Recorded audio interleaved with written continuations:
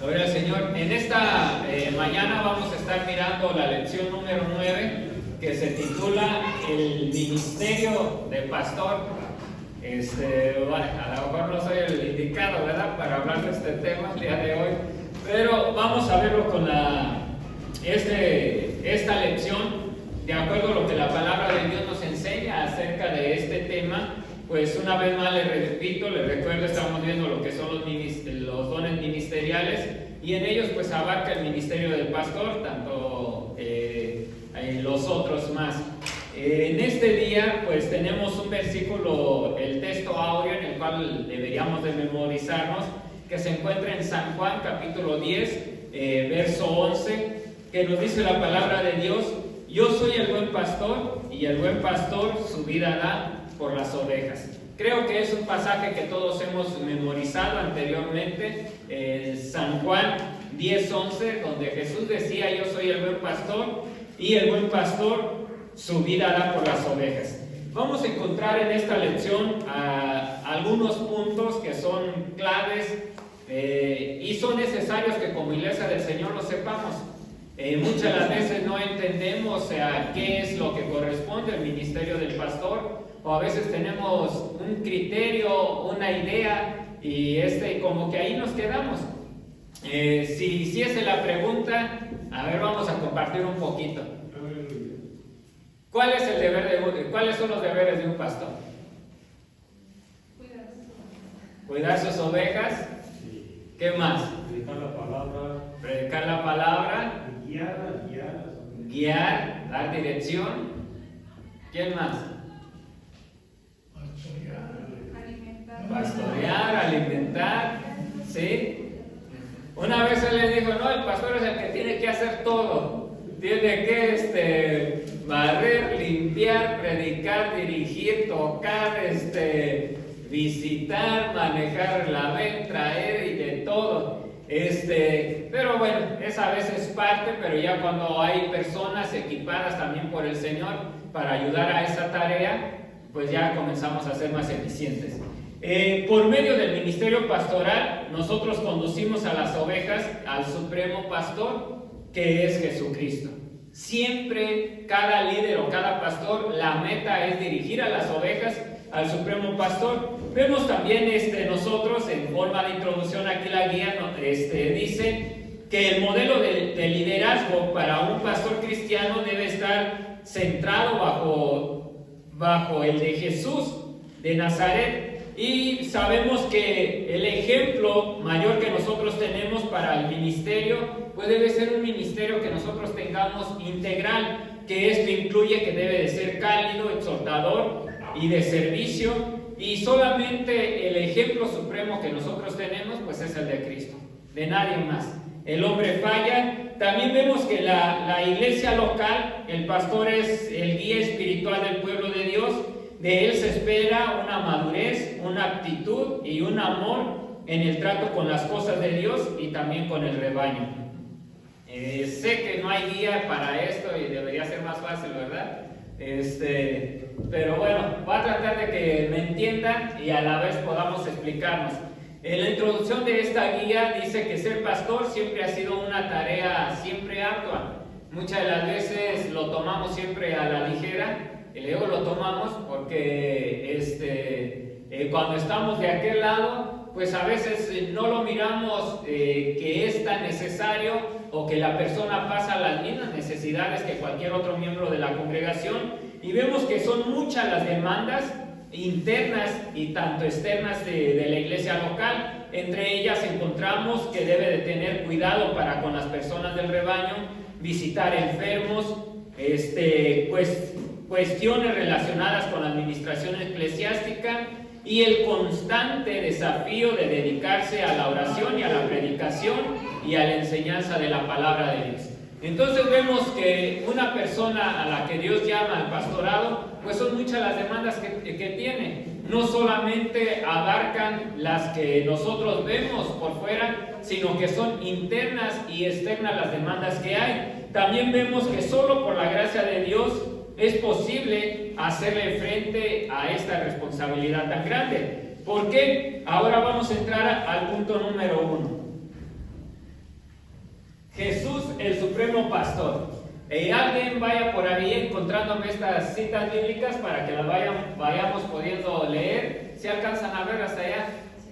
Bueno, está Hebreos 13:20, San Juan 10, versos 5, 11, 14 y 15, y Primera de Pedro 5, del verso 2 al 4. ¿Alguien encontró Hebreos? Amén. Sí, Alex. Hebreos 13:20 dice: Y el Dios de paz, que resucitó de los muertos a nuestro Señor Jesucristo, el gran pastor de las ovejas, por la sangre del pacto eterno. Entonces vemos que Él se sometió, Él es el gran pastor. Y nosotros vemos cuando en Hebreos, el gran pastor de las ovejas, que aparece en este pasaje de Hebreos, se refiere directamente a la sublimidad del Señor Jesús como el pastor en el Nuevo Testamento, y está marcado por la humildad y el despojamiento de su gloria. O sea que Él, como buen pastor, lo primero que hace es una humildad. O sea, Él se humilló y se despojó de toda su gloria. Cuando nosotros encontramos que Él fue llamado el gran, también en su nacimiento, cuando nosotros leemos en San Lucas 1:32, por ejemplo, nos dice que Él será llamado grande. Él será grande. En este caso, el adjetivo gran hace hincapié como el Nazareno, que Él es incomparable. O sea, no hay otro que se asemeje a Él. Y Jesucristo es el supremo pastor en todos los aspectos. Por ejemplo, Él venció a la muerte, le libertó al hombre de la prisión del pecado, porque Él es Dios. Ahora, cuando nosotros vemos que el pastor conoce a sus ovejas, San Juan 10:14, ¿alguien lo puede leer? Dice: Yo soy el buen pastor y conozco mis ovejas, y las mías me conocen. Vemos nosotros entonces que el adjetivo del buen pastor identifica a Jesús como el pastor que por amor protege y cuida a las ovejas que le pertenecen. En otras palabras, nosotros vemos de que Él es el buen pastor, y esta expresión designa la intimidad que Él tiene con sus ovejas. Por ejemplo, alguien que pastorea un rebaño, vamos a decir de ovejas, tiene cierta intimidad con ellas. La intimidad a la que me refiero es de que el pasaje de la Escritura dice que a todas se llama por su nombre y lo conocen y conocen su voz. Es, por ejemplo, el que tiene algún ganado, lo vemos en los animalitos. Aquel que reconoce a su amo, en este caso, digamos, a su pastor, las ovejas, cuando las llama por su nombre, les hace señas, un silbido o cualquier expresión que haga, la conocen y lo alcanzan a distinguir. Entonces habla de una relación, de una intimidad que tiene. Es por eso que estas ovejas no escuchan la voz de otro pastor, y nosotros vemos que el Señor Jesús conoce a su iglesia completamente, y ella está relacionada con cada uno de sus miembros. Con cada miembro de la iglesia el Señor tiene esa relación íntima. Es por eso que Él nos conoce a nosotros. Él es el buen pastor, porque Él no solamente nos alimenta de su palabra, sino que Él tiene esa intimidad con nosotros, como el pastor que cuida de las ovejas. Por ejemplo, San Juan 10, el verso 5 y el 15, ¿alguien lo tiene? Para ver de cómo es esa relación. Mas al extraño no seguirán, sino oirán de Él, porque no conocen la voz de los extraños. Verso 15. Así como el Padre me conoce, yo conozco al Padre y pongo mi vida por las ovejas. Entonces vemos de esa relación, de esa intimidad. Ahora es aquí donde nosotros a veces pues decimos, bueno, nosotros somos ovejas del Señor, pero a veces escuchamos muchas voces. Nos llaman, ¿verdad? ¿Y dónde va Vicente? ¿Dónde va toda la gente? Y a veces todos vamos siguiendo, a veces no es la voz ni del pastor. En esta lección lo que nosotros vamos a ir aprendiendo es acerca del ministerio pastoral, que el pastor dirige a sus ovejas al supremo pastor, al pastor por excelencia, aquel al que nosotros vamos a conocer la voz de este pastor y vamos a prestar atención. En esto pues podemos hacer hincapié en otro aspecto también de la vida, en lo que es relación en la congregación. A veces, ¿por qué los miembros de la iglesia no escuchan o no prestan atención al pastor? Porque tienen otro pastor. Están siguiendo a alguien más. Así de sencillo. A veces uno se puede desgastar en darles orientación, en darles instrucción, de darles una dirección, de decirles hacia dónde vayamos, que lo que Dios dice, a mí no. Yo acá tengo el mío y escuchan y nunca prestan atención. Hermanos, vamos a esto. Y como si no les hablaras, ¿verdad? Pero ya era un paréntesis. Pero es aquí donde también, ¿por qué nosotros muchas las veces en la vida cristiana no prestamos atención a lo que nuestro buen pastor nos dice, nuestro Señor Jesucristo, la orientación, la dirección que Él nos da para tener una vida en victoria en Él y estar preparados para el día de su venida, y hacemos otras cosas? Porque tenemos otro pastor. No estamos escuchando la voz del buen pastor. Si la escucháramos, caminaríamos conforme a lo que la palabra de Dios nos anima, nos exhorta y muchas veces nos reprende o nos orienta. Pero a veces hacemos las cosas que nosotros queremos hacer porque no escuchamos la voz de ese pastor.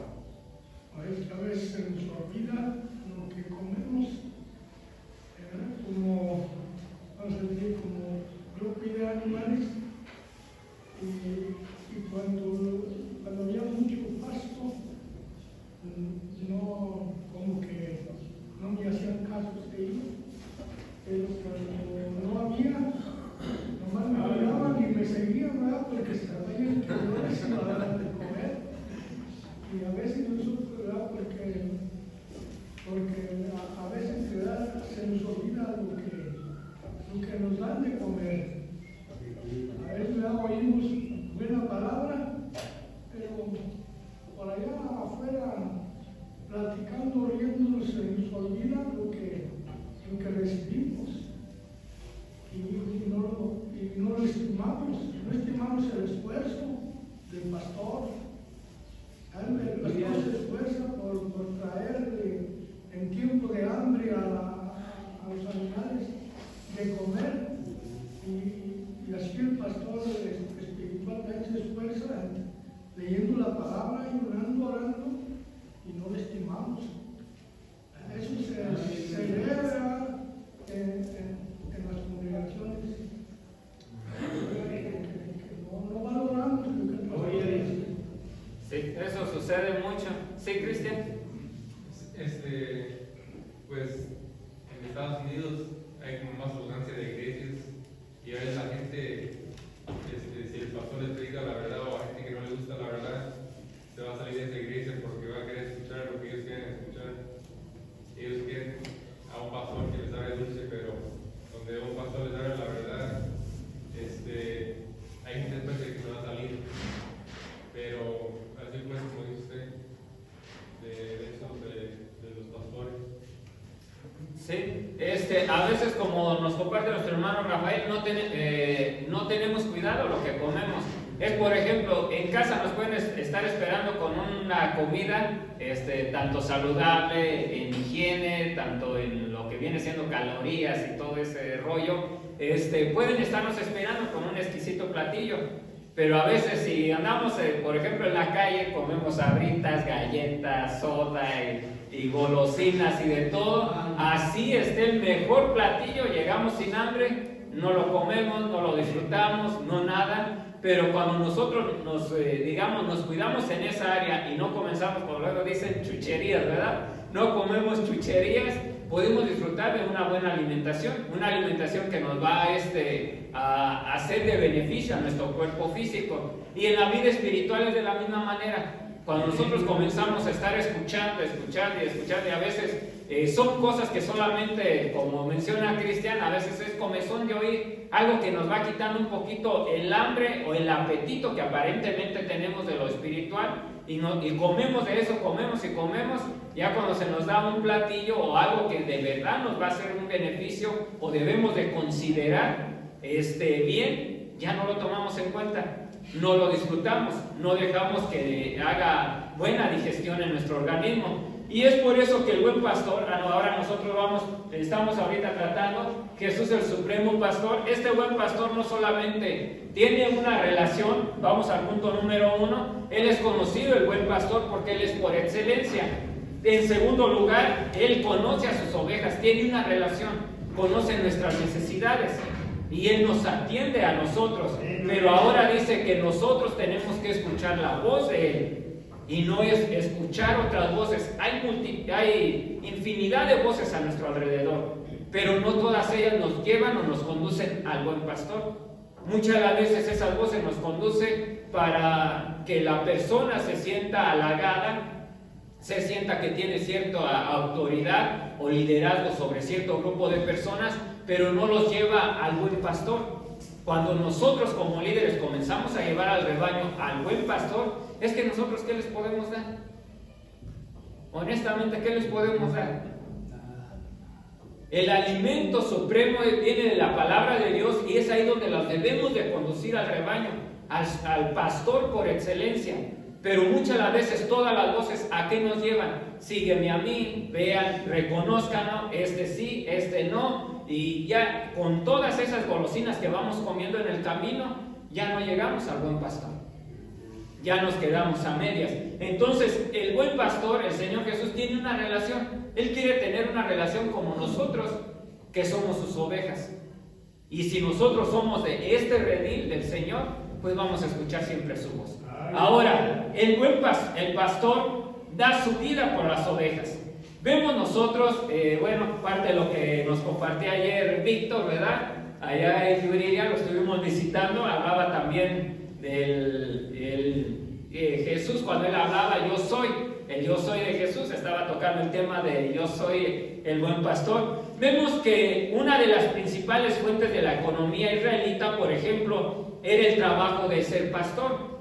Ellos se dedicaban a pastorear, a la crianza de ganado. Es por eso que nosotros vemos que era un pueblo abominable ante los egipcios, porque ellos eran pastores de ovejas. Entonces, desde los inicios, tanto desde Abraham, antes de Abraham, nosotros vemos a Abel, que él ofreció al Señor en holocausto un cordero. Comenzamos nosotros a ver que ellos fueron dedicados a la tarea pastoril de ganado. Y vemos que era la fuente de ingreso, pero había muchos que no tenían ganado. Entonces contrataban a un pastor. Pero este tipo de pastores, por eso que los pastores cuidaban de las ovejas, porque de ellas ellos obtenían el sostén diario. O sea, ya fuera de que eran dueños del rebaño o ya fuera que fuesen trabajadores, pastores asalariados. Entonces ellos deberían de cuidar de las ovejas porque se beneficiaban al final. San Juan 10:11, alguien que me lea, mientras agarro ahí de verdad. Amén. Dice, yo soy el buen pastor su vida da por las ovejas.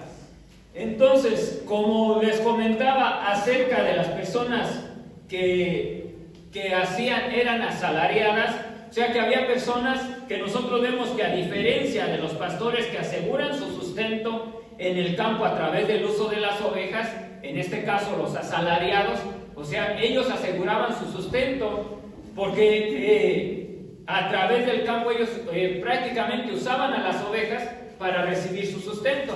¿De qué manera? De que aparentemente ellos las cuidaban, pero al momento de que venía el peligro, ellos huían, las dejaban.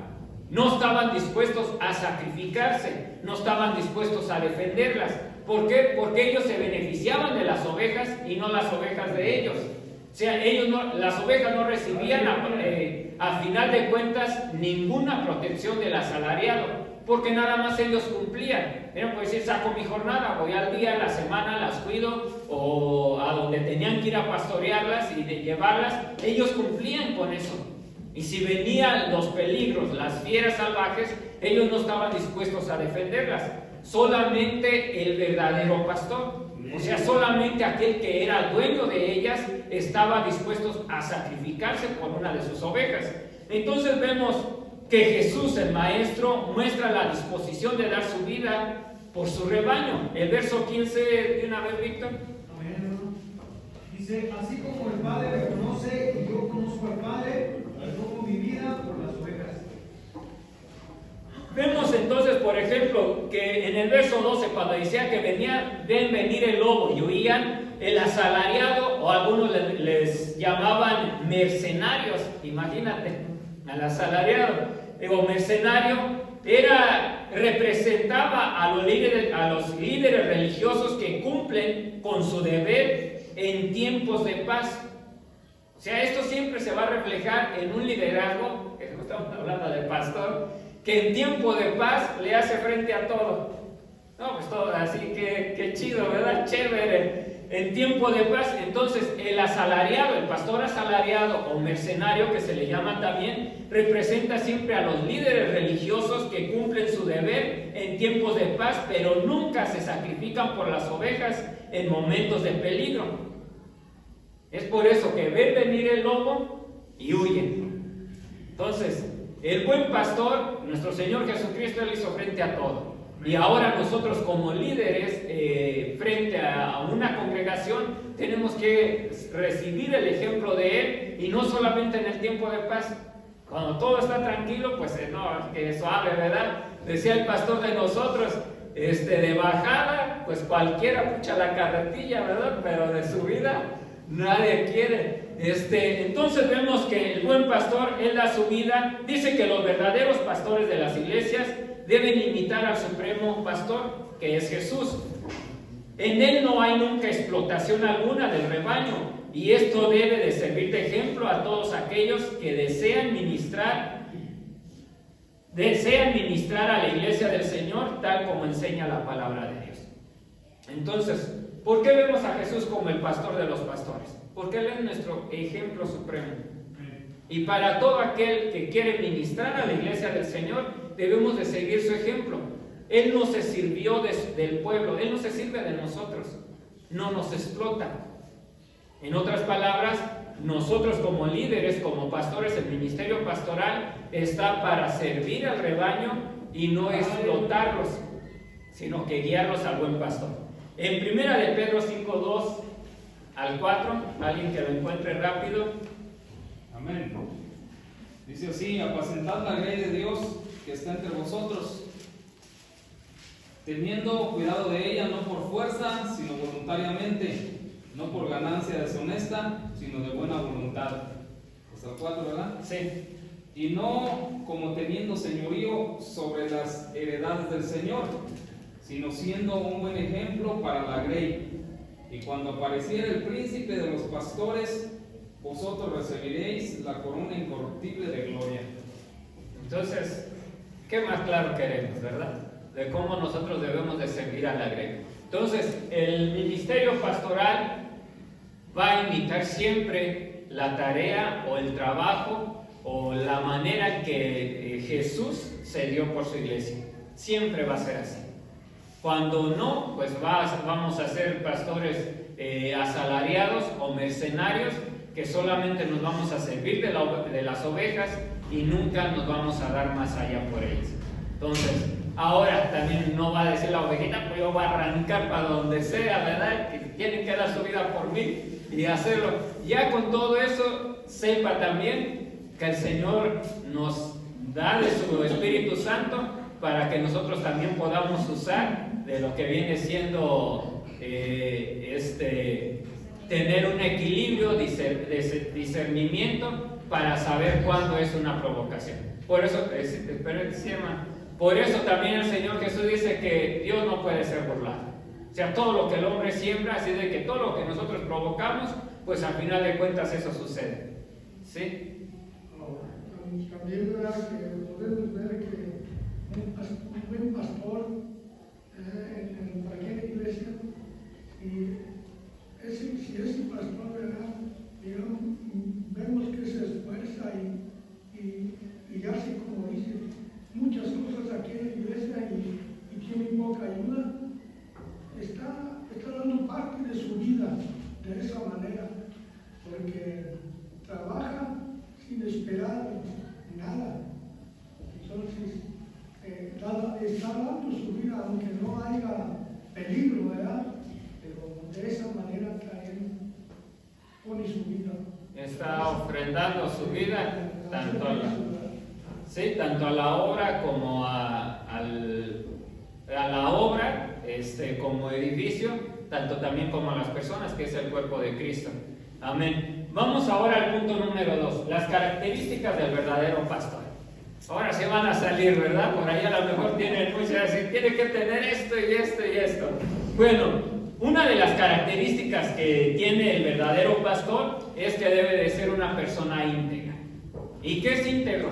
¿Alguien por ahí tiene diccionario o sabe qué significa ser íntegro? Entero, Perfecto, que no está alterado, que no está alterado. Que no le falta nada. Que no le falta nada, que está completo, ¿verdad? El pan integral, pues que es el grano puro, todavía ahí está, trae los pellejitos del trigo y del todo. Entonces, vemos que, entre otras cosas, el ejercicio pastoral implica aptitud, que tiene que tener una actitud tanto como para enseñar, aconsejar y comunicarse de forma clara con la iglesia local. O sea que eso va dentro de las características que debemos de tener, enseñar, aconsejar y comunicarse de forma clara con las personas. También, pero que también vemos que sin embargo estas características no son válidas si la persona no es íntegra. O sea, de nada sirve que nosotros podamos aconsejar bien, que podamos enseñar bien, que podamos comunicarnos bien con ustedes si no somos íntegros. Ahora vemos que una de las peores quejas que se pueden oír acerca de un ministro es que su palabra pastoral no corresponde con su vida. Entonces, cuando se habla de una integridad, no se habla de una perfección, de un perfeccionalismo, porque a veces eso es lo que esperamos. La congregación espera de que su líder, su pastor, sea perfecto.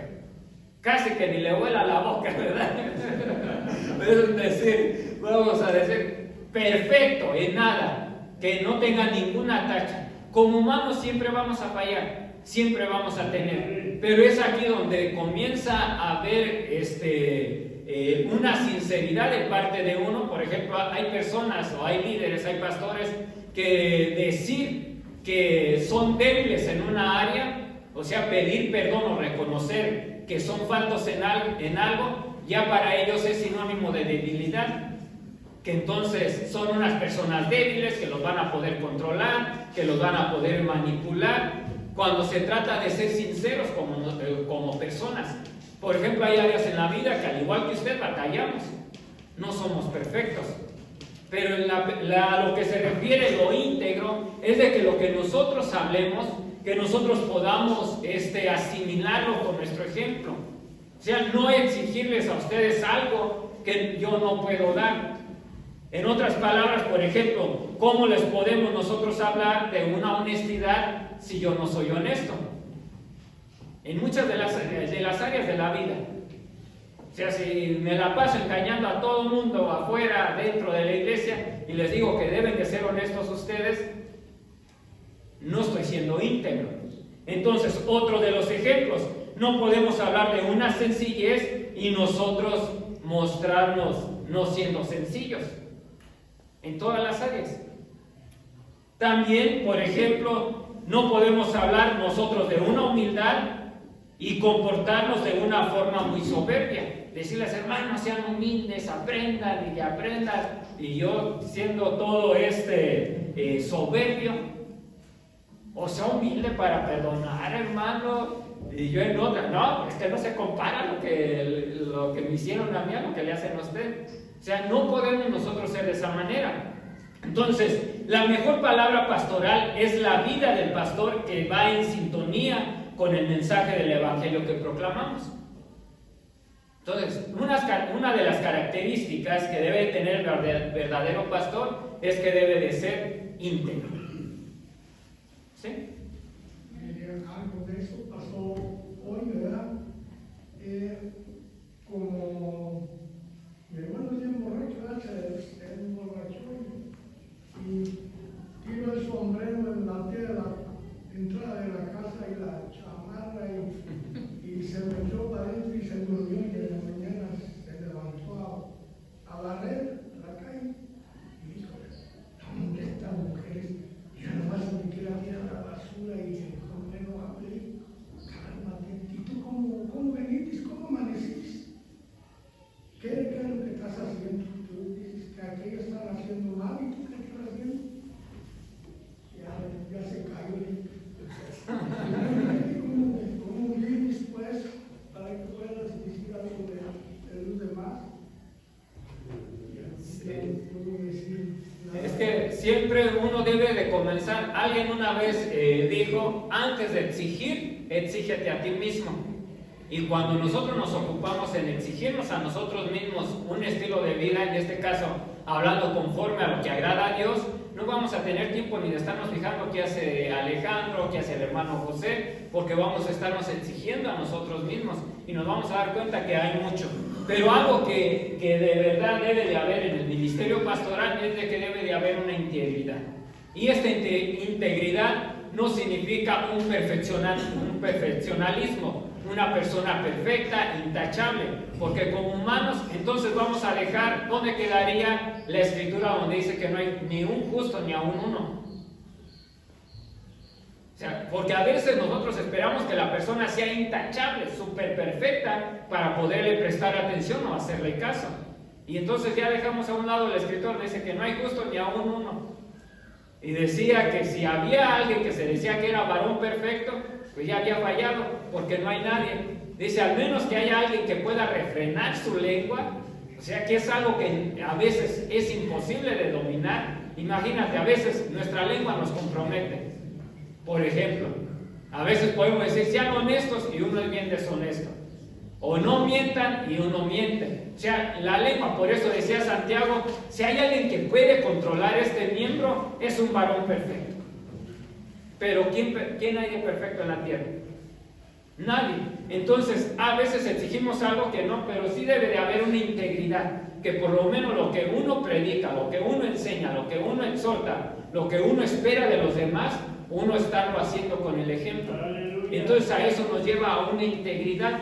Por eso también ahora el ejemplo para los creyentes y no creyentes. ¿Saben que lea 1 Timoteo 3:2 y verso 3?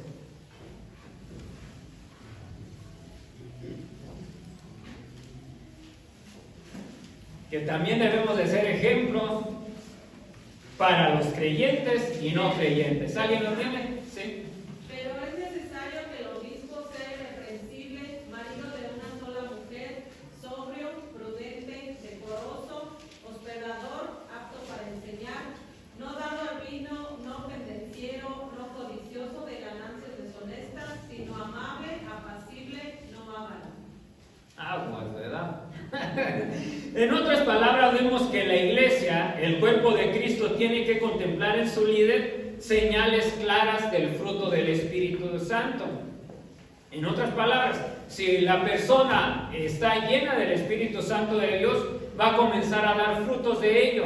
Y tales frutos pues van a ser tales como un dominio propio, también va a tener mansedumbre, bondad y amor. Y por ejemplo, nombrando solamente estas características denotan el carácter moral e idóneo y una madurez espiritual que tiene el líder. Pero de otra manera, si nosotros no estamos llenos del Espíritu Santo de Dios, y es aquí donde vuelvo y les vuelvo a repetir, una persona llena del Espíritu Santo no es la que va a brincar, no es la que va a llorar, no es la que va a pasar 20 horas de rodillas, no va a ser esa persona. Uno demuestra, sale de su corazón lo que uno tiene. Usted puede pasarse aquí todos los servicios brincando, llorando, hablando en lenguas y saliendo afuera saca otra cosa. O sea, ¿qué es el fruto del Espíritu? Un árbol se conoce por sus frutos. Entonces, el fruto que debe de brotar en uno son los frutos del Espíritu Santo de Dios. Entonces, de eso te vas a dar cuenta de qué está llena esa persona. ¿Sí? Porque puede dar alarde y decir, a ver, ¿cuántos se asemejan a mí? Yo oro 8 horas diarias, todos los días oro y siento la gloria de Dios. A ver, ¿quién más ora 8 horas? No, que alguien diga, no, yo apenas 8 minutos, 1, 2 minutos. ¿Y qué es lo que brota de su corazón? Por eso el Señor Jesús hablaba y decía que de la abundancia del corazón siempre habla la boca. Entonces, un verdadero líder, o sea, tiene que estar lleno del Espíritu Santo de Dios y sus frutos deben de salir para que no sea dado al vino, para que no sea dado a las ganancias deshonestas y otras cosas que se nombraron en los pasajes que nos leyeron. Tiene que tener un dominio propio. ¿A quién no le gusta tener? ¿A quién no le gustaría, por ejemplo, tiene un coche y alguien viene y lo ve, por fuera se ve bonito, y dice, te doy 50,000 pesos por él. Y tú dices, uy, pues es la pura pintura porque el motor no trae ni transmisión. Órale, órale, ¿dónde firmas? Y trato. Y no le dice, ya es una ganancia deshonesta, porque ya no le estás diciendo, mira, el coche está bien, pero tiene estas fallas, está de aquí, o cálalo, llévalo y manéjalo, y después me dices si me das esto. ¿Y por qué? Porque el que vende dice, bueno, bueno es, dice el proverbio, el que vende siempre dice que está bueno, está bueno. Y el que compra dice que se hizo tonto al otro. Siempre sucede. No, compré este bien barato, y aunque a veces se lo hayan hecho tonto, ¿verdad? Pero nunca dice. Pero vemos nosotros que entonces las ganancias deshonestas no solamente son de querer, de estafar, hay de muchas maneras de hacer una ganancia deshonesta. Entonces es ahí, pero se necesita un dominio propio para poder no caer en esa tentación. ¿Y qué es lo que necesitas entonces para tener dominio propio? El Espíritu Santo. Dominio propio para no entrar en pleitos, en disputas.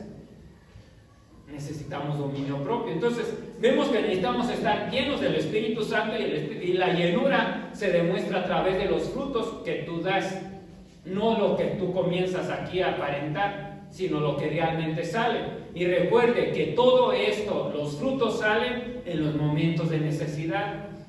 Es por eso que decía que el buen pastor, el no asalariado, no solamente le hace frente a las situaciones en tiempos de paz, sino en todo momento. ¿Sí? Ahora, el ejemplo para la familia también, porque aquí a veces nos quedamos muy cortos. Antes de pasar al otro, la misma postura moral que el pastor atestigua a los creyentes debe ser demostrada igualmente a los no creyentes. Vamos al verso 7 de 1 de Timoteo 3:7.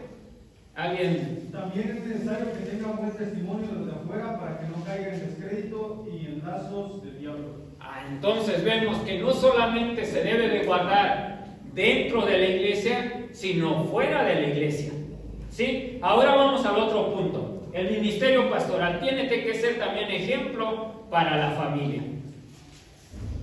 No podemos nosotros olvidar, por ejemplo, antes de ser ejemplo para la iglesia local y para con los de afuera, el ministro del evangelio, en primer lugar debe ser el ejemplo para su propia familia, que es su primera comunidad e iglesia. Primera de Timoteo 3:4. Dice que gobierne bien su casa, que tenga a sus hijos en sujeción con toda honestidad. Vemos entonces que por lo tanto todo obrero debe de cuidar bien de su hogar, pues sin el debido respaldo de su hogar, su ministerio nunca tendrá una credibilidad. Por ejemplo, se contaba una historia, se dice que iban a sepultar a un hombre, a un ministro, y ya estaba, ¿no? ahí alrededor de donde lo iban a sepultar. Y empezaron a hablar bonitas palabras, que era un hombre bien íntegro, echándole de flores, ¿no? Lo que comúnmente se hace cuando alguien se muere. Y estaba la esposa de este ministro un poco retirada, porque la multitud lo querían mucho, entonces estaba cerca ahí, y estaba acá con sus hijos, y le dice la esposa, la viuda, le dice a uno de sus hijos, hijo, ve a ver si es el que estamos enterrando, es a tu papá o es otro, porque nada que ver. O sea, el tipo de persona que ellos habían conocido en casa no era nada de lo que estaban describiendo, o sea, las demás personas. Entonces, es ahí donde nosotros vemos, y claro, a veces todos le caemos al pastor, ¿verdad? Pero todos como hijos de Dios, nuestro ministerio comienza siempre en el hogar, como hijos de Dios. Independientemente sea un ministro que tiene a los demás, hay una más responsabilidad de nosotros, pero es un deber de todos. Es un deber de todos, que tenemos que tener tanto credibilidad dentro como fuera de la iglesia y en casa mayormente.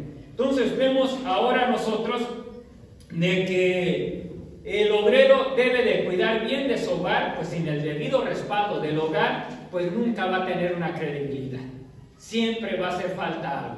Había también, se dice de que estaba en un servicio fúnebre, había muerto aquel ministro, era muy querido por la comunidad, Entonces era una iglesia enorme y todos iban pasando uno por uno y decía, le doy gracias a Dios por la vida del ministro, daban su nombre, ¿no? Yo uso la palabra ministro, porque en esta necesidad él estuvo ahí y otro no, cuando estuve en el hospital, otro cuando me caí, etcétera, infinidades.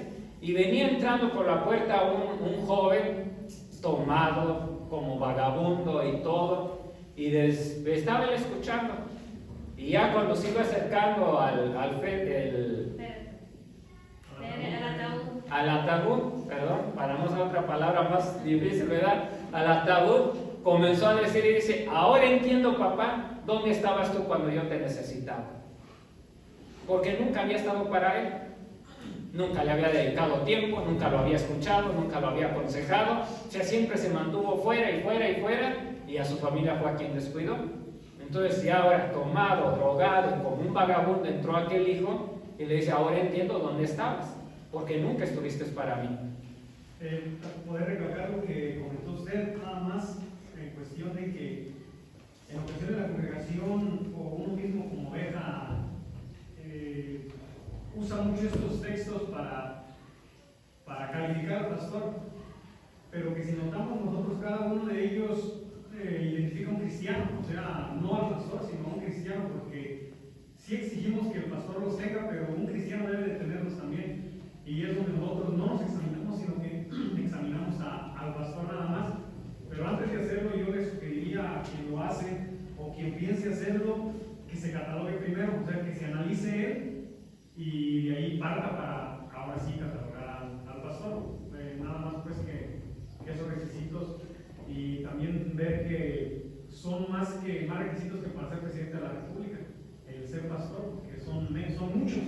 Entonces, lo que yo sugeriría para cada uno de nosotros es que antes de catalogar al pastor, de examinar al pastor, nos examinemos nosotros mismos como cristianos. Amén. Es que todo esto, esta responsabilidad de lo que estamos viendo, los requisitos, recae sobre el líder, porque vamos a presidir a otros. Pero una vez que nosotros aceptamos a Cristo y aceptamos el desafío de amarle y servirle, prácticamente es nuestro estilo de vida, independientemente de quién seas. Por ejemplo, usted como miembro, para ganar a su familia, ¿cómo la va a ganar si en casa es una persona y fuera de casa es otra? Por ejemplo, usted como padre de familia, por ejemplo, conocía a una persona que su papá, para con los de afuera, era un amor. Les daba un abrazo, les daba dinero, les compraba, muy tolerante, paciente para enseñarle los trabajos, las tareas, pero a su hijo no le tenía paciencia, no le decía te amo, no le decía te quiero, no le daba un abrazo, cuando le pedía dinero se lo tiraba, etcétera, y entonces, y al final era un odio. No era cristiana esa persona, por supuesto, pero lo que quiero es de que a veces en casa somos uno, fuera de casa somos otro. Entonces un creyente, digamos, si da estos calificativos solamente al ministro y no se los califica a él, ¿cuándo va a ganar a su casa? ¿Cuándo va a ganar al vecino si le echa pleito todos los días? ¿Sí? ¿Cuándo va a ganar a su patrón? Si todo el tiempo le anda robando, le roba tiempo, a veces yo no le robo nada, pero le puede robar tiempo, ¿sí? A veces cosas sencillas, por ejemplo, a veces, no, él le sobra, y esto me lo llevo porque él tiene de más, ni va a echar de ver que me traje esto. Entonces, ¿cómo lo vas a ganar? Y a veces sí lo observan, pero como no lo necesitan, no te lo echan en cara. Pero en el momento de que tú les predicas y ya les dices, Cristo cambia vidas, pues que te cambie primero a ti y ya después vienes a que me cambien.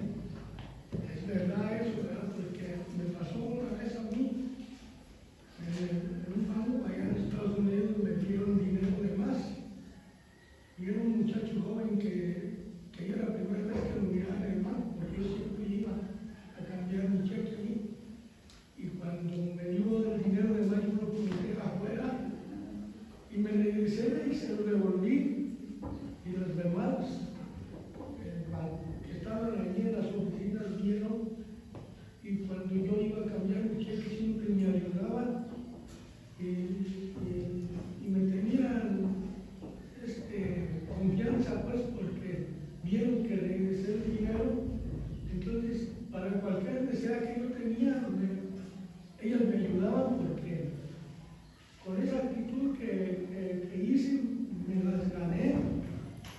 Siempre cuando ocupaba que alguna cosa me ayudaron. Amén. Es que siempre va más allá de lo que nosotros hablamos. Es lo que le digo, que la vida cristiana, ahorita estamos hablando del ministerio pastoral y vamos a tratar de enfocarnos en ello, nada más que como paréntesis, pues se abrió para opinar acerca de esto que como creyentes debemos. Es por eso que el pastor no puede hablar de una honestidad, exigir una honestidad cuando él es deshonesto, porque las ovejas van a aprender de ahí, porque es lo que uno les alimenta, es lo que uno les da. Pero ahora sí va a haber personas siempre, y en toda iglesia, no hay iglesia perfecta, y en todas las iglesias va a haber quienes quieren ver una rectitud en los ministros, y ahí tacha y tacha y tacha y tacha, y a ver, volteale la hoja a ver a él, y también va a encontrar otro cementerio, tacha y tacha y tacha, pero ahí no dicen nada. Y la excusa, el pretexto que muchos usan es que dicen, no, pero es que yo no soy líder, es que yo no soy pastor, yo no soy ministro, yo no soy anciano, yo no soy diácono. Pero si eres hijo de Dios, o sea, ¿de qué nos libra? Mientras seas hijo de Dios, tienes que comportarte como hijo de Dios. Y para ser un hijo de Dios, tenemos que ser honestos, tenemos que ser perdonadores, o sea, entran las mismas características. Simple y sencillamente que a nosotros se nos exige más, que debemos de velar mucho, con más urgencia, esas áreas en nuestra vida. Ahora vamos a otro punto, el ministerio pastoral. El término pastor del griego poemí en el Nuevo Testamento tiene el significado de apacentador de ovejas. Entonces vemos que de acuerdo con esta definición nosotros vamos a poder afirmar que la principal misión de un ministro es cuidar de las personas que recibieron a Cristo como Salvador, dándoles alimento espiritual a través de la enseñanza de la palabra de Dios, como encontramos, por ejemplo, en el libro de Isaías, capítulo 40, verso 11. Alguien búsqueme estos otros pasajes para estar. Entonces, ¿qué es lo que nos dice Isaías 40, 11? Amén. ¿Sí? Dice, como pastor apacentará su rebaño, en su brazo llevará los corderos y en su seno los llevará, pastoreará suavemente a las recién paridas. Entonces vemos que el verdadero pastor va a cuidar de las ovejas con un amor y con compasión, entregándose totalmente a todas las demandas que ellos necesiten. Ahora, vuelvo y le repito, el Señor también nos da sabiduría para saber cuando una persona solamente quiere ella y te roba el tiempo para las demás. Entonces el Señor también nos da sabiduría. Hay que también saber quiénes quieren no entrar, sino quienes están dispuestas a cambiar, a ser atendidas, a ser curadas, porque una ovejita no todo el tiempo se le da en la boca. Por eso se pastorea, porque llega el momento en que las lleva a pastos. Y algo que me llamó la atención, que ayer nos compartía Víctor igual, que los lleva a aguas delicadas, tranquilas, nunca aguas turbulentas. Entonces siempre tiene el cuidado. Pero ahora vamos a ver que es una misión múltiple lo que viene siendo el ser pastor. La misión pastoral también es múltiple, pues el ministro involucra la enseñanza, consejería, la evangelización y las misiones, así también como la predicación expositiva de la palabra de Dios, que es la más importante responsabilidad. Pero además de todo ello, también vemos que el pastor actúa como el buen conciliador, y administrador eclesiástico de los bienes y recursos humanos disponibles para toda buena obra de la iglesia local. Es importante que se reflexione sobre cuáles deben ser nuestras prioridades y modelo administrativo según el Espíritu de Jesucristo y su Evangelio. En otras palabras, a veces el pastor tiene que hacer múltiples tareas. Una vez un pastor decía que a veces tenía que estar como consejero, ¿cómo se llaman los consejeros? Como psicólogo, pero no en el término que se usa secularmente, sino en el sentido de poder escuchar y al final darles un consejo. Y dice, a veces uno gasta 3, 4, 5 horas escuchando a alguien y lo mira, dale el mismo problema y todo. Dice que si fueran con un psicólogo ya les hubiera sacado unos $2,000 todo ese tiempo. Dice, y después de todo, ni ofrendan, ni aportan a la iglesia y tienen a uno. Dice, ahí viene hermano y ahí lo tienen. Dice, 3, 4 horas. En Estados Unidos un psicólogo te anda cobrando por hora desde $200 a $500, según la persona. Y eso es así que no sea de la high, ¿verdad? Que no sea de la alta sociedad, porque eso sí te sacan miles. Pero imagínate, entonces por eso le decía, gasta uno 3, 4, 5 horas y al final no hacen nada de lo que uno les aconseja, terminan haciendo lo que ellos quieren y enojados con uno y ya, no hay nada. Entonces vemos también que la precaución contra los falsos pastores, ahora vamos a ver esto. Cuando Dios levantó a Ezequiel como profeta de Israel, Él le ordenó que reprendiera a los pastores infieles de la nación. Por ejemplo, Dios consideraba como falsos pastores a los que se apacentaban a sí mismos y no a las ovejas. Ezequiel 34:2. Hijo de hombre, profetiza contra los pastores de Israel, profetiza y di a los pastores, así ha dicho Jehová el Señor, ay de los pastores de Israel que se apacientan a sí mismos. Y ¿No apacientan los pastores a los rebaños? Entonces vemos que Él le llamó falsos pastores a aquellos que se apacentaban a sí mismos y no apacentaban al rebaño. También estos explotaban el rebaño y no lo cuidaban. El verso 3, Víctor.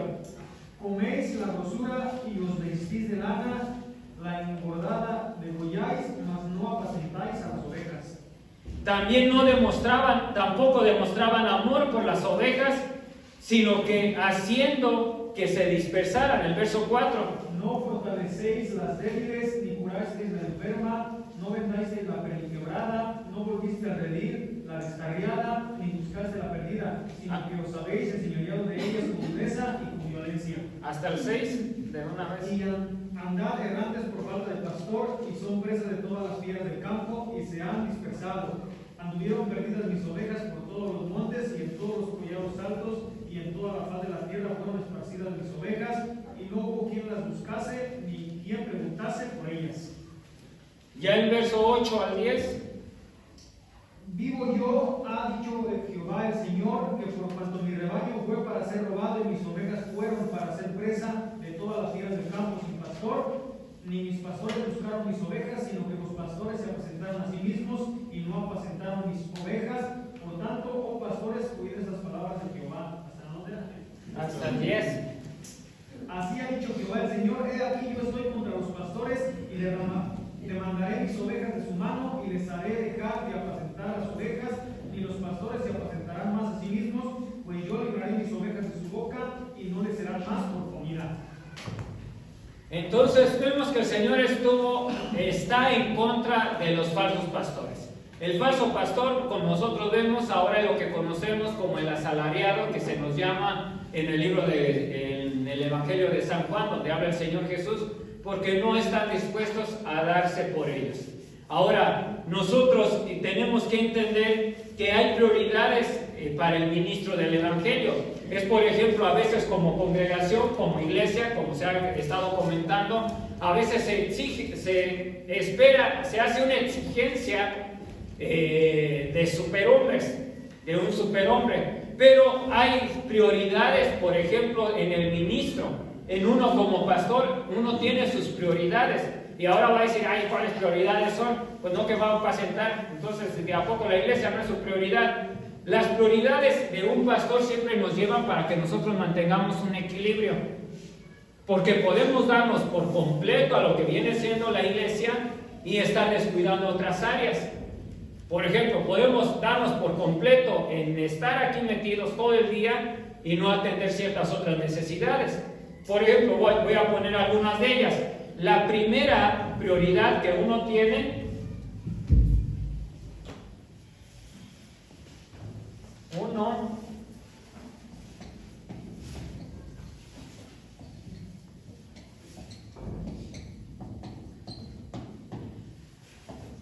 La relación con Dios.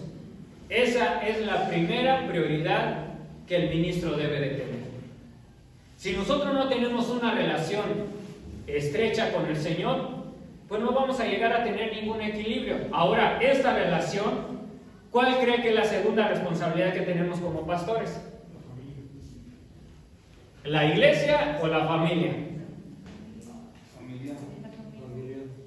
Pero con ganas, a ver, contesten. La familia. ¿Y quién cree que es la iglesia? ¿Nadie o ya no será la iglesia? ¿De quién es pastor? De la familia. Primero de la familia. Exactamente.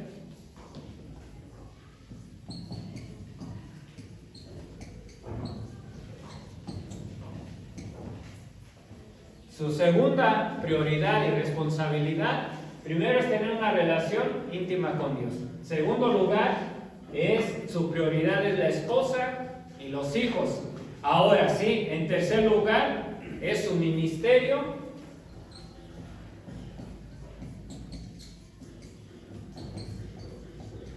y trabajo.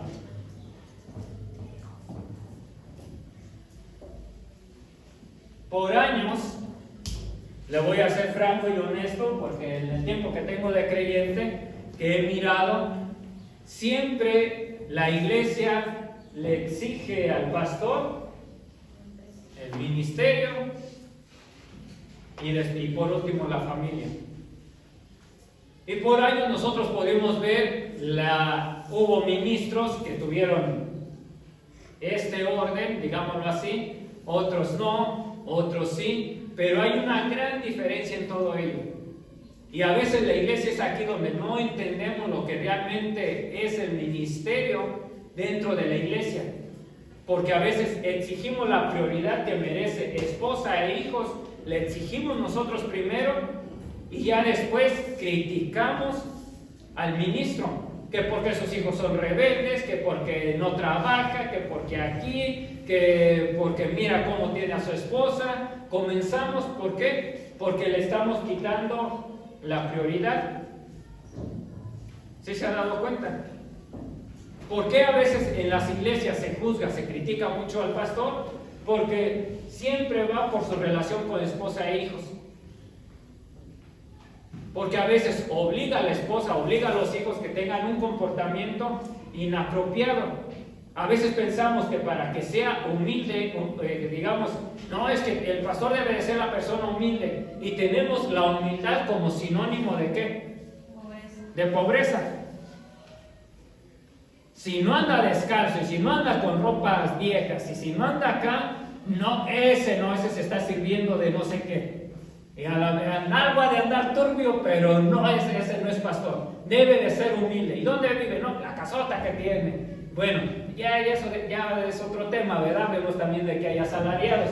Pero bueno, en las prioridades de un pastor está la relación con Dios, su relación con la esposa, la relación con los hijos, después viene el ministerio y viene su trabajo. Si nosotros ponemos primero el ministerio que todo, las cosas no van a andar bien, porque vamos a dedicar un tiempo donde realmente no nos va a respaldar. ¿Quién respalda? ¿Quién le da la credibilidad a un pastor? ¿El tamaño de la iglesia o la manera que tiene su familia? ¿Quiénes son los que lo conocen más? La familia. Si la familia no nos da credibilidad, el pastor de nosotros nos decía, por ejemplo, a los que le ayudábamos, si su esposa no está prestando atención cuando usted está predicando, algo anda mal. Porque la primera que tiene que prestar atención es su casa. Si en su casa usted está y hable, por más bonito que se hable, y no le prestan atención, quiere decir que algo anda mal. Y es verdad, cuando nosotros no comenzamos a tener una buena relación aquí, ¿Quién le va a...? Puede ser que hasta la esposa diga, ya cállate, infeliz, hipócrita, ¿verdad? ¿Quién lo va a descreditar primero? ¿Y quién le va a dar credibilidad? Había alguien que escribió aquí, por ejemplo, en esto, decía que su relación con el Señor, su vida devocional es absolutamente decisiva. Y esta persona, el escritor, dice que años atrás pedí al Señor que pusiera en orden mi agenda y lo hizo. Todos los días de 5 a 7 de la mañana estudio la Biblia, no yo, es el escritor, va a decir, ay hermano, dice, el que escribió dice, todos los días de 5 a 7 de la mañana estudio la Biblia y oro.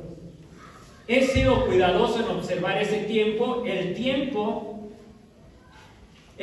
más precioso de mi vida es ese. Mis padres me dieron el ejemplo, su devocional coincidía con las primeras horas de la mañana. Jesús dedicaba las primeras horas del día a la oración. El salmista David dijo, oh Jehová, de mañana oirás mi voz y de mañana me presentaré delante de ti y esperaré. Esta disciplina será fundamental en todo lo que usted haga o intente llevar a cabo. Él está dando la recomendación a otro pastor. Ahora, su relación con su esposa e hijos.